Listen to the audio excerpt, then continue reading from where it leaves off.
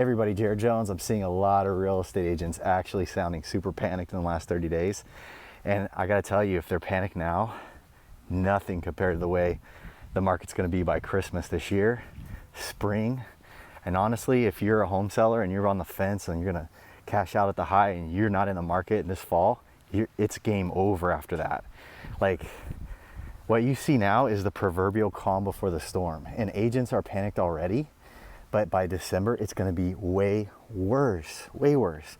What we see now is not actually the true effect of the high interest rates, and I'll tell you why. I saw this exact same thing happen in 2006, 2007. As we see the marketplace changing in front of us right now, you've got the situation where the recent cancellation reports are off the charts, right? Builders had no inventory 4 months ago. Now they have a 7-month supply. So as a result, you had a lot of agents and a lot of us that are in the marketplace see the market shift in the middle of May to mid-June, okay? June is when the cancellations hit a record high. The only other time in history they were that high was when we locked our country down, okay? That's what happened. But here's why it's going to get worse, is when we had the marketplace coming through the spring, it was one of the hottest series of months, January through March, on record. So you got to understand, everything was gangbusters. It was as bad as I remember in 2004, in the worst months when there was multiple offers and things of that nature going on. When the interest rates spiked, you remember coming into that spike, you had 30 buyers on every house. You had not enough supply. You had people that were banging down the door to get anything they could get. And when the interest rates went up and you saw cancellations climb, remember, you didn't lose all the buyers. When there's 30 per house, you lost maybe 50% of them, okay? If anybody's being honest, we know that a lot of the buyers that couldn't get in the market at that time, okay, and then interest rates spike, many of them, it broke their payment, but many of them, it did not matter, okay? Many of the buyers that were the 30 per house waiting to get in had plenty of money to offset the rising cost of the mortgage. It is a little bit higher, but still better for them than renting. So the reality is, with that being the case, that's still not going to be a situation that affected them. And they did not get a house right away. So that pocket of who is remaining was still kind of beating on the door and trying to figure out, what they were going to do next. And, we're starting to see that group get through, right? Because we've seen the most recent data is kind of changing, where you have supply skyrocketing, right? Every marketplace throughout the US, most all of them, way more choices, way less competition. So remember, when you had 30 buyers banging down the door in May, that dropped down to 10 to 15 per house. That is going to take 3 to 5 months to weed through, okay? All those buyers, they now have more choices, they have less competition, they can get an offer accepted. That's who's in the market right now, okay? The ones that were prepared, that sold a house a ways back. What we have ourselves in right now is the last remnants of the unaffected group that came through. These are people that are sitting in a marketplace that they moved from somewhere else, they came in from another marketplace with equity in their pockets, and they're sitting there and they've been fighting it out for the last 8 months, a year, and they're next in line. They're getting to the house. Then they have a 45-day closing cycle, okay? What I'm saying is May to October, November, those remaining people are gonna get through the pipeline. But they've already been there. They've already been pre-qualified. They've already been shopping and getting beat. They're gonna make it into houses, okay? But what's behind them is why December is gonna be bad. Because the next step that we're seeing in the marketplace right now is, last week, the data came out, this was second, third week of July, that we have a record number of home buyers. It's actually 22-year low mortgage applications now. So now the buying public that is getting financed behind is going to fall like a rock. So the agents that are freaking out now, okay, they're sitting there and you think that, wow, I got to readjust. This is my new shift. This is where things are. No. December, January is the shift, okay? Even if interest stay right where they are right now, interest rates did come down a little bit, they stay right where they are right now, you are gonna see a ton of buyers gone. That means if, you're a seller you know, we're already seeing it. Price reductions are ridiculously high. They're like 40–50% of every home on the market now has a price reduction already to get it to sell. Okay, so being that that is the case, you're going to see sellers that really aren't committed to selling cancel. In the hottest markets in the nation, we've not come back to an equilibrium from the price changes, rather the interest rates. What interest rates have done in the market, we haven't seen it yet. So the real impact is coming, okay? It is coming. And if you're a seller, you mark it down. The spring is gone, okay? The spring is another world compared. It's not even where we're at now. You know, you know, depending on where you're at in the country, you may not even have the idea of what the concept of the eye of the storm is. For Floridians, this is a common, we know what this is, right? The eye of the storm is where people a lot of times get crushed because the first part of a circular storm passes over and it causes a lot of damage, but then it gets really clear in the middle. The rain stops and it's sunny outside, and you go outside, and then a couple hours later, a really bad storm hits, and it's the back end of the hurricane, and it's going the opposite direction. The first part of the storm comes in, it's going left to right.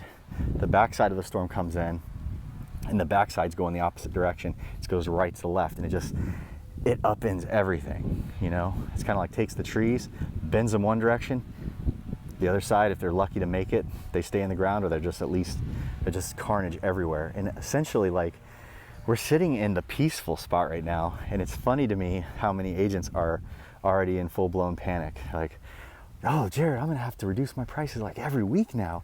This is insane. Like, these were moving, I had so many buyers, and now my houses are stacked. And let me tell you one other important thing that is eye-opening, and it's a huge reversal, is what's happening to the corporate buyers. So the iBuyers, the Wall Street guys, listen to this. For a long time, the news has been hopping, and it's been widely reported that the Blackstones, the Wall Street guys, I could go and name 5 of these companies. They're out there buying so many houses over the past 3 to 5, actually going back to 2012, buying up lots of marketplaces. And this is actually driving prices up. Buyers can't afford the houses. You've all been hearing this, right? Listen to this. Number 1, listings, we're seeing less of that activity. Number 2, I started doing, I still have buyers that are going through the market. A lot of these are investment buyers because we're still getting great flips. Like, we're still buying flips below today's market, well enough, well under, so we can get out with a profit, make them look really good, beat the competition. We also do the same thing. We buy properties that are huge cash flow properties. So we got, you know, buy big houses that can make $5,000, $6,000, $7,000 a month that are really recession resilient investments that are completely passive. So we have people from all the country buying these. So we're picking these off, and I keep working with the same investor who's selling rental properties off for a corporation in New York. And I'm like, this is weird, man. I've run up and sold multiple houses from you. Like, what are you doing with all of these houses? He said, I've been buying houses with this fund, hundreds of millions of dollars, for years, since 2012, particularly in this case. He said, everything that is coming due from this era, this purchase era, is going on the market from here to Tampa. And he said he's putting everything out there, which means they're not buying, they're selling, they're dumping. So you have the corporate side, you know, jumping out of the marketplace, which means there's less of them cleaning up what is left. Because, you know, if they were still around and you have a house to sell, they'd pick it up from you. But they're not there. They're actually releasing houses that they have back in the marketplace, which is crazy. And he said, man, Jared, he's like, I can't get rid of them. He's like, we're putting our stuff out there. So now you have the corporations unloading millions of dollars of homes in a marketplace that really has no demand to pick them up. And he's saying, we're basically dropping them all. And so that is crazy to me, because he's like, he's like, bro, I got, you know, I don't know how many, $4 or $5 million in active right now, status, houses, you know, 17, 18, 20 houses sitting there that aren't selling. And he's like, it's just sitting, like we're dumping it and we can't get it. The other thing too I'm noticing, Open Door is the 900-pound gorilla iBuyer, okay? Undisputed. Zillow was the smartest one of the bunch. They didn't make any money, but they were the smartest one of the bunch. They got out really early. And Open Door, I'm seeing their numbers come way down. So in my marketplace, I'm not seeing them buying as much right now. So maybe they're just, they're hurling lowball offers. Nobody wants to sell to them. Maybe it's going to get trickier for their business, so they're not even going to be able to sweep up demand. And it'll be interesting to see. Zillow was the smartest. They got out last November. What's funny is Zillow, coming into this year, was talking about how great this year was going to be. And I think they've revised their forecast, I think 3 times now. Oh, we said it was going to be this high. Oh, now we think it's going to be this high. Oh, we said it was going to be this high. We're revised. They did that 3 times. And it cracks me up. The people that want to come and say, hey, Jared, I know you see these tie-ins from the last times that we've seen market recessions, but look what Zillow's saying. They're the professionals. And it cracks me up because I'm going, I disagree with them because I have logic and I can see the data and I can see where we're headed. And I believe that because they're massive, they're worth, how much is Zillow worth? How much staff do they have? They have access to the best economists. You don't think they know? Why do they have to make 3 revisions of their forecast from high numbers down? Because at the time, they want to tell everybody it's rosier than it really is. They don't want to make a prediction that they can actually make because they have the resources to the economists to do it. But they don't want to say things. They want to keep it positive. And you have people running around on their data saying, "Oh, come on, Jared, it's not going to be that bad. Look what this company's saying. And then you know what the companies do? They all revise down. And I just think it's so disingenuous. It's like taking a listing and not being honest with the seller. The seller wants this much and you're like, oh yeah, I can get that. But then you just beat them down over time. That's how they're operating with the market. And we know they know what's going on because they quit buying precisely the right time. I mean, they could have stayed in the market maybe a month later, 2 months later, but man, boy, did they stop at the right time. I mean, you set a clock to it. They were done in November. So it just blows my mind. But at the same time, there's still huge opportunity right now. If you are interested in doing a passive, high net income producing rental property, we're doing buy and holds that are producing double-digit projected ROIs. Go to nestshare.com, check that out. Also, we're flipping. There's always going to be flips. You can always make money in flips. Some people think you got to stop buying because the market's transitioning. Not true. It's like people that sell used assets of any kind, used car makers are basically flippers, used auto dealers. But do the used auto dealers, as the markets, because remember, auto's correcting right now. You're having, people are buying used cars. They're selling their used cars for what they sold for brand new 3 years earlier. They're selling a 2016 for sticker, But that world's changing. Those are softening as well. Used car dealers and used car makers are not leaving the market. They're just adjusting their pricing as it goes down, as it changes in price. And real estate, biggest thing is everybody's like, oh, real estate's not going to really fall in price. Oh, just wait. You're 90 days away from seeing month over month consecutive flatlining and probably even the air coming out of the tires. So if you are on a property that has done really well and you're willing to rent out for a couple years, you should consider selling. It's not for everybody. It's not easy on the family, but it is a way to play the market. So additional to that, you've got folks that own vacation rentals. You're going to want to watch a video coming up later this week on second home vacation. It is going to be really bad for that market. And if you are highly leveraged in it, oof, you might have some really rough roads ahead. And everybody they don't see it coming because they feel like things the way they are now are always going to be. So they're making investment decisions on how normal everything feels now. And it's going to be different. You got recession, winds of recession are coming. That's going to affect, it always does. It always affects the kind of the luxury market, if you will, the luxuries of life market. That's what I'm saying, the enjoyment of renting someone's home for a vacation, the second home, the person that lives in Seattle but owns a home in Florida they stay in twice a year. man, those markets are gonna get rocked. So stay tuned for that. Got another update. Home builders, oh my gosh. Listen, if you bought a home with a home builder, and you're even one of my clients, and you're in one of these areas where you're pocketed near Vacation Central and all this kind of stuff, the Davenport, the Winter Haven, you gotta understand, the builders in those areas, they are praying that your buyer doesn't cancel the contract.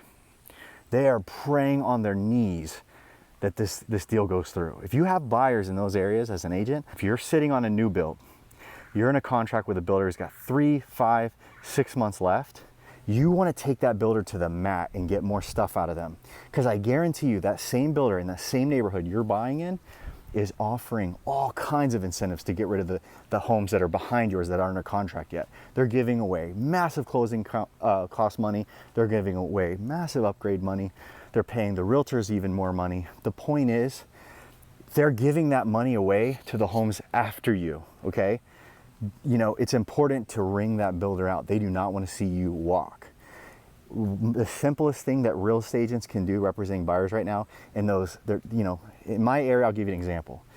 You can't do this in Winter Garden, okay? You can't do it in Winter Garden for a new home that's almost built. You can do this in Winter Haven. You can do this in Sanford, probably. You can do this in Tavares, Leesburg, Haines City. We're gonna do it for my buyers.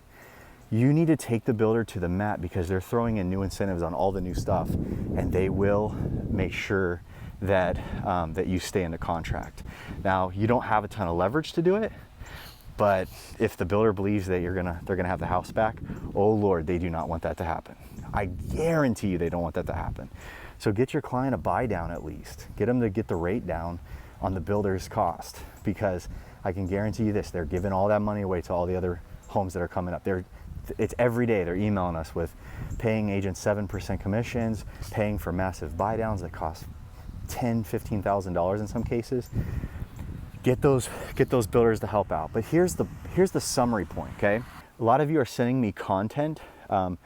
You know, my email direct is info@jaredjones.com. A lot of you have sent me really great pieces of news. Even as I'm seeing some really good news, people are sending them in my inbox as soon as they're hitting. I really appreciate that. Keep that up. If you've got anything, share it, and tell us how your market's doing in the comments below, and what is your outlook for the year ahead. Thanks for watching. If you appreciate the content, subscribe to the channel. Hit the like button if you're watching this on social, and we'll talk to you real soon.